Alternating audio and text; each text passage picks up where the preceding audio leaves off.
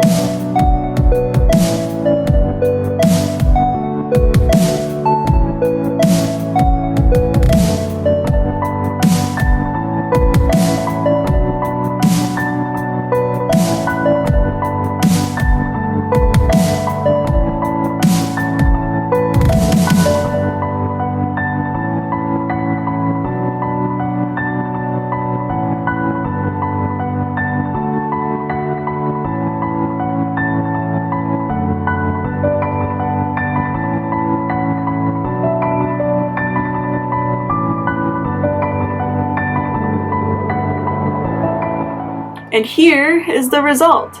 I did try and make the two sides match as closely as possible as to where the dark areas and the light areas and where the different colors are on each side. The colors aren't exact, but they're really close. The Crayola watercolors really aren't that bad, at least for those colors. For the cheap side, I actually ended up using this like dollar white craft paint for the stars instead of my usual white acrylic ink that I used on the expensive side. And I'm not sure if you can see, but there'll be close-ups if you can't see on this, but the stars on the cheap side don't actually show up as well as they do on the expensive side, and it's not actually the white paint. It's the watercolor underneath. It's almost like the Crayola paints are too washable.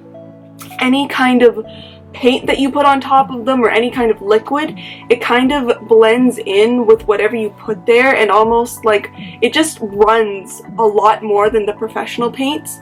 The professional paints layer really well, but the Crayola ones kind of pick up the color underneath and wash it out. So the white paint that went on top of the dark colors ended up mixing with the color underneath, and so it's not as white as the expensive side. But other than that, it's pretty good. I mean, if you just saw that side, that's not a bad galaxy. I mean, it's not a bad galaxy with the two of them together, but I'm not gonna switch to the $5 paints for every painting that I do. My professional ones are definitely better in quality, but the Crayola ones really aren't bad. If you want to see more videos of me using these Crayola watercolors, let me know in the comments. But thanks so much for watching, and I'll see you in my next video.